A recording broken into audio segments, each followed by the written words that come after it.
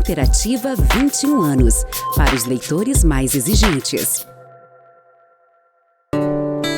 Grupo Felite, levando felicidade para onde for.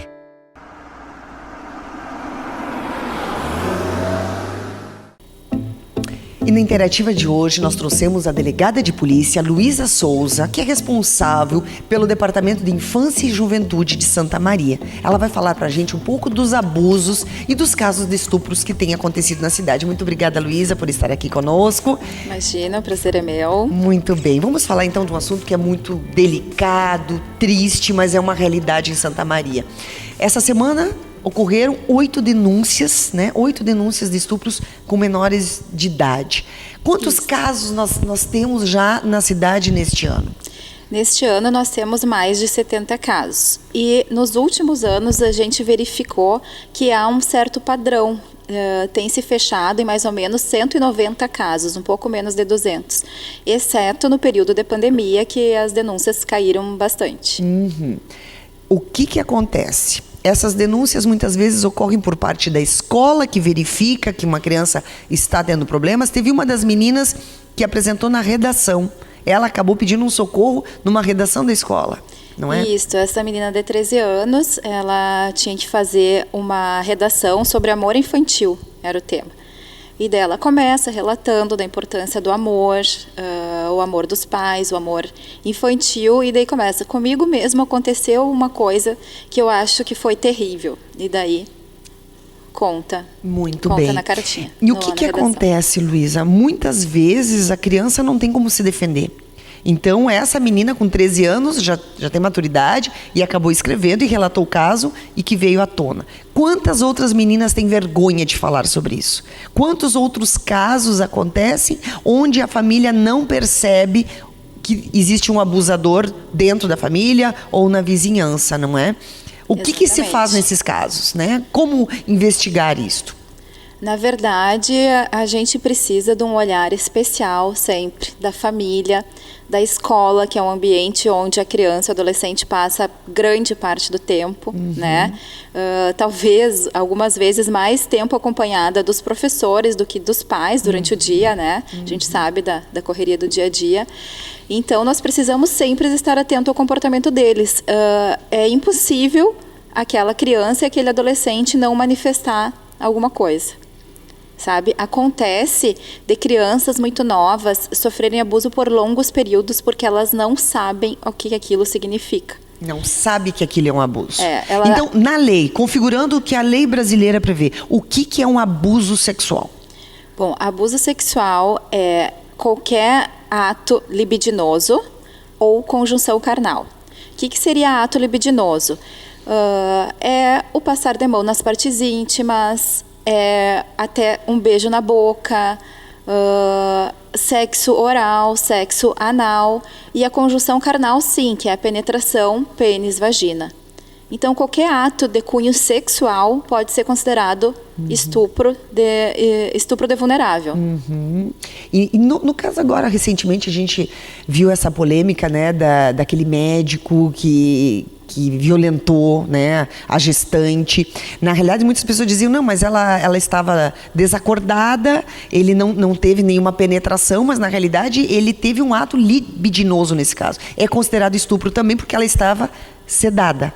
Isso. Nós temos o estupro de vulnerável, né? Que é em regra, em razão da idade. Até 14 anos é considerado estupro de vulnerável qualquer ato sexual.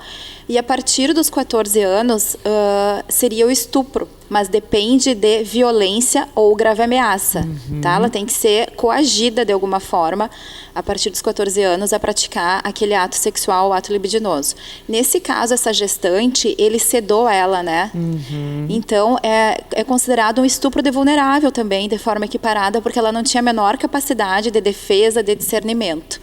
E se enquadra como ato libidinoso, né? Como eu já havia dito, já que não teve a penetração. Certo. E uma coisa que as pessoas confundem, eu vi nessa semana, conforme essas denúncias, esse senhor de 62 anos, né? Que foi denunciado, que é o vizinho.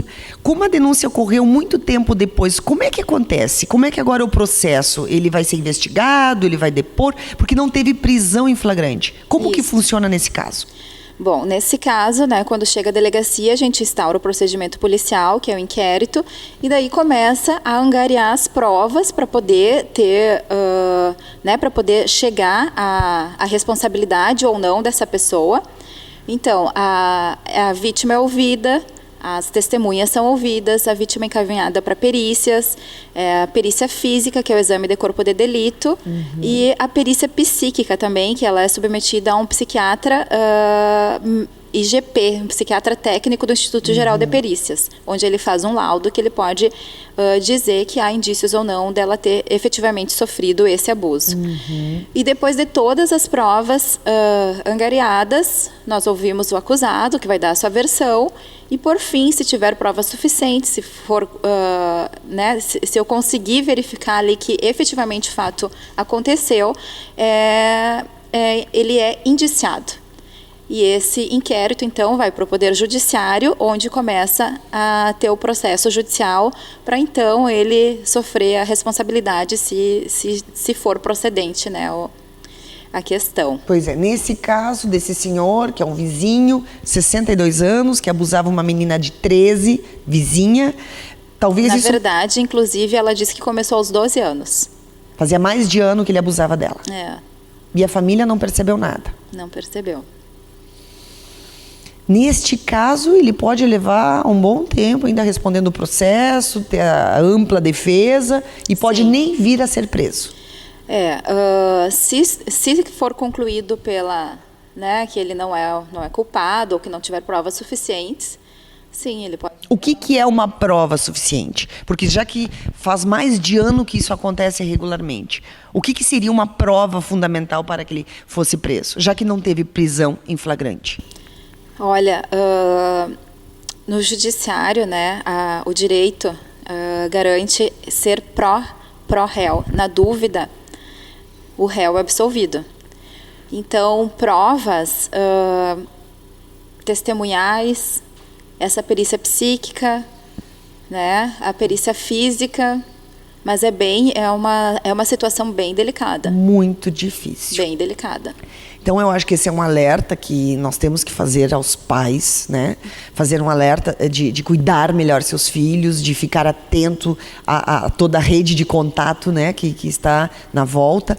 E a questão da denúncia, né, Luísa? Porque eu falo, uma criança que não tem capacidade de discernir que está sendo abusada. Ou então, quando já tem capacidade, mas tem vergonha. Ou então, porque já tem um laço estrutural familiar muito complicado, que muitas vezes não permite que ela se abra, ou que ela possa contar a verdade, ou que até tenha credibilidade com a família, né? Sim. Então, é bem complexo que essa denúncia seja feita num tempo hábil. E quando é um adulto, também ele precisa fazer uma denúncia quase que imediatamente, porque senão depois fica muito difícil de provar que realmente aconteceu o estupro, não é? O que tem muito valor para nós é essa perícia psíquica, né? Porque o psiquiatra consegue apontar, mais ou menos, se realmente, sim, é provável que tenha acontecido o abuso. E ele descreve também as questões do sofrimento psicológico posteriores que aquela vítima está passando, que também ajudam a ratificar a situação de abuso, né? Mas é muito comum, assim, que em situações de violência sexual, até também em violência doméstica, que a palavra da vítima seja a única prova, né? E como é que nós vamos duvidar dessa única prova? Então, é difícil, é delicado, mas é possível, assim, perceber, pelo menos a gente acredita na maioria dos casos, assim, quando se trata de um caso real ou não, né? Porque existem casos também de que a família pode estar querendo prejudicar o parceiro ou a parceira e pode mentir também, né? Acontecem casos que não são verdadeiros, são denúncias que são feitas por brigas familiares também, né? Por exemplo, desses 190 casos a gente não tem a estatística, mas muito deles foi sem indiciamento nenhum, porque a gente constata que não são reais. Isso são é muito complicado de familiares pela guarda, acontece muito assim, olha, muito dessa E nesse caso, faz a justiça trabalhar, faz a polícia trabalhar e é uma mentira. O que acontece? Existe alguma pena para a pessoa que faz uma injúria, uma calúnia dessas? Se a gente constatar que foi mentira propositalmente, sabe? Que ela fez aquela denúncia mentindo para prejudicar alguém, Sim, é um crime até com uma pena bem relevante. Se chama denunciação caluniosa. Ele vai ter que responder judicialmente por isso. E nesses casos, por exemplo, quando conseguem prender, né? Realmente foi comprovado o abuso, foi comprovado o estupro, quanto tempo, em média, essa pessoa fica presa? Bom, é um crime com pena bem alta, sabe? Começa 12, 15, vai até 30 anos, dependendo da situação. Só que é bem subjetivo, né? Porque a partir da pena mínima, na sentença, o juiz faz várias considerações, né? Majorantes, agravantes, enfim. Então, assim, eu não tem como te precisar, assim, mas vou te dizer que é das mais duras penas, assim. Então, não será pouco tempo que ele ficará E desses preso. casos todos do ano, que foram mais de 70 denúncias, né? Quantos efetivamente foram presos? Pouquíssimos, porque o que é considerado? Como em 99% é intrafamiliar a questão do abuso, o judiciário, pelo menos aqui da cidade, considera que as medidas protetivas de afastamento são suficientes para que, né, o fato cesse. Então, que não teria ninguém em risco. Então, eles consideram que as medidas protetivas são suficientes. Então, desses 70 casos, eu acho que talvez 4 ou 5 foram presos preventivamente na cidade. Isso é um problema muito grave, né? Porque a gente vê tios, avós, parentes abusando de menores em casa e muitas vezes são eles os provedores da família. Então é uma situação muito delicada, porque daqui a pouco a própria mãe ou o próprio familiar acaba cobertando porque não tem outra fonte de renda, precisa dessa parte. É uma situação muito delicada, né? Porque o que vai acontecer com essa criança? Se o pai é preso, o tio é preso, o padrasto, padrinho, enfim, essa criança fica a sustento de quem, né? Sim, sim. Nós temos vários casos também que as mães são coniventes, porque elas preferem não perder o marido a proteger a criança. A proteger a criança. Meu Deus. Exatamente. E nestes casos, elas não respondem por crime também? Respondem, porque elas têm, por lei, a obrigação de evitar. Elas respondem pelo mesmo crime, respondem por estupro de vulnerável.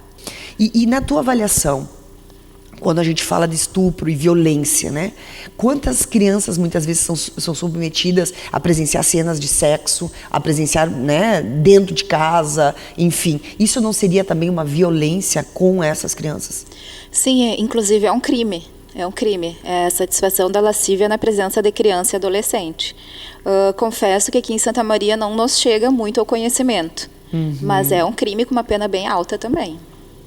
Isso também é um grande problema, porque essa criança, ela acaba convivendo neste ambiente insalubre, esse ambiente tóxico, e acaba também tendo um comportamento pervertido, ele acaba tendo uma distorção da realidade. Isso vai acabar afetando na vida adulta dela. Acontece bastante, né, na população mais humilde, que geralmente moram num cômodo só, um quarto só, acaba acontecendo bastante. Mas de denúncias, de registros, nós não temos muito.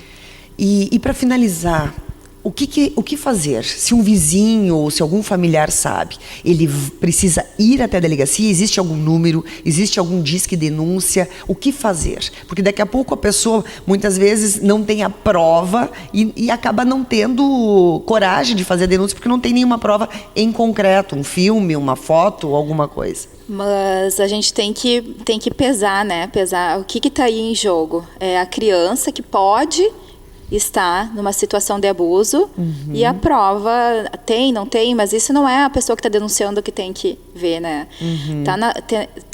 Se tem a suspeita, tem que denunciar, porque a gente precisa proteger a criança em primeiro lugar.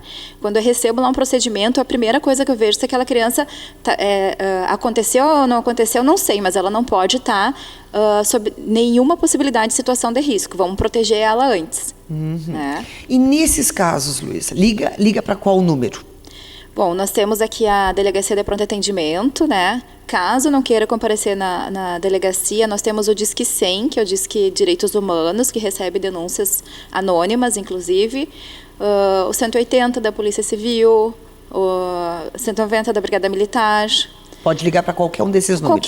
De qualquer forma que chegue o conhecimento, será investigado. Às vezes a gente recebe cartinha debaixo da porta da delegacia.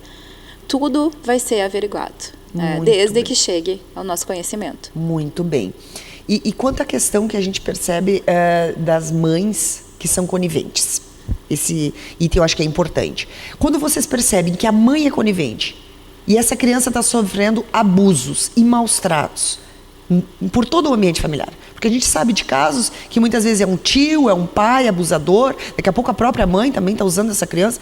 O que acontece? Vocês tiram essa criança desse seio familiar e vai para a adoção? Como funciona nesse caso? Na verdade, ela tem que estar longe das pessoas que estão, lhe maltratando, lhe abusando, enfim, sofrendo a violência. Em primeiro lugar, sempre entra o Conselho Tutelar aí. O Conselho Tutelar é um braço muito importante em toda essa situação. Ele vai avaliar se aquela criança tem alguma família ampliada, que chama sempre, em primeiro lugar, se busca a família ampliada. A família, tá? Que é um tio, um avô, um parente. Isso, alguém que possa ficar com ela em segurança. Aí, se não tiver ninguém, ela vai ser acolhida, daí sim, num abrigo, né? E a partir de lá vai ter todo um processo judicial para verificar a situação, se ela tem condições de voltar para o seio, né, da família, ou se vai ter que ser... E isso leva quanto tempo, Luísa? Quando os fatos assim não são tão graves, não demora muito, tá? Ela fica algumas semanas assim e volta. Mas às vezes pode demorar muito tempo. Pois é. E aqui, quais são os abrigos que vocês acabam encaminhando? Aqui tem 2 abrigos, né? Na verdade, quem encaminha mesmo é o Conselho Tutelar. Tá. Que é o Lar de Miriam e as Aldeias SOS. São os 2 abrigos que atualmente estão funcionando. Isso. Muito bem. Então, assim, quero te agradecer, né, essas informações valiosas e dar um alerta para a comunidade, é uma coisa que é importante, toda a rede, né, escolas, vizinhos, as pessoas estarem alertas e fazerem um trabalho em conjunto, porque é muito triste a gente ver isso, né? É muito triste e eu acredito que essas crianças abusadas, elas vão ter comportamentos, né, também distorsivos, né, na fase adulta e ocasionando talvez novos abusos com outras pessoas, né? É uma cicatriz assim que é um sofrimento eterno. Fica bem difícil de lidar, com certeza. Muito bem. Luísa, muito obrigada por ter vindo aqui. Tem alguma consideração ainda que tu acha importante? É um alerta para a comunidade? Mais alguma informação? Eu acho assim que é importante dizer, geralmente o que a gente escuta que as pessoas não denunciam porque não querem se envolver, né? Ficam com medo. Isso. A gente tem que pensar que criança e adolescente, a responsabilidade de todos, não é só da família, não é só daquele núcleo que ela tá, é de todos. Então, não quer se envolver e vai deixar aquela criança sofrendo maus tratos, sofrendo abuso. Não, a gente tem que se envolver, né? Nem que seja só pegar um telefone e ligar de forma anônima. Então, vamos denunciar, vamos ajudar aquela criança, assim, não tem bem maior que a gente possa fazer, Com né, certeza. para alguém. Muito bem, muito obrigada, Luísa. Muito obrigada.